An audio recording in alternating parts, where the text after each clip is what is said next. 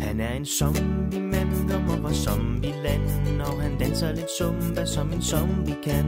Han spiser lidt hjerner, men det gør ikke noget, for til almindelig mad, det har han ikke råd. Når hele din verden er en all-you-can-eat, så ser du en dessert i din ven, som hedder Pete. På indkøbstur i din lokale spar skal du ikke længere tænke som en vegetar. Hvis du er en zombie-mand, kommer fra zombieland, og danser lidt zumba, som en zombie kan, og spiser lidt hjerner, men det gør ikke noget, for til almindelig mad, det har han ikke råd. Vores sundhedsminister, hun har fået nok, og beder min zombie om pænt at stoppe.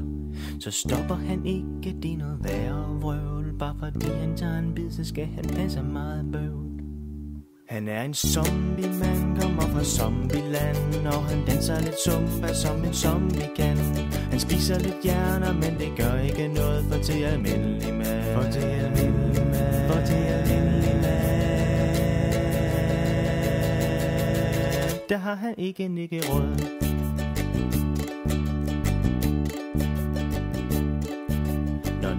Zombie, han er blevet lidt fed, så kan han godt gå hen og blive rigtig led. Så spiser han alle de veganer, han ser, mens han kigger dem i øjnene og bare lærer. Han er en zombie-mand, kommer fra zombieland, og han danser lidt zumba, som en zombie kan. Han spiser lidt hjerner, men det gør ikke noget, for til almindelig mad. For til almindelig mad. For til almindelig mad. Der har han ikke råd.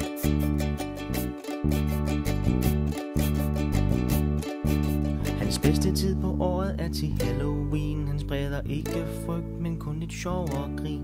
Og folk der kommer og banker på hans dør, de får en ny slags velkomst, som de ikke har prøvet før.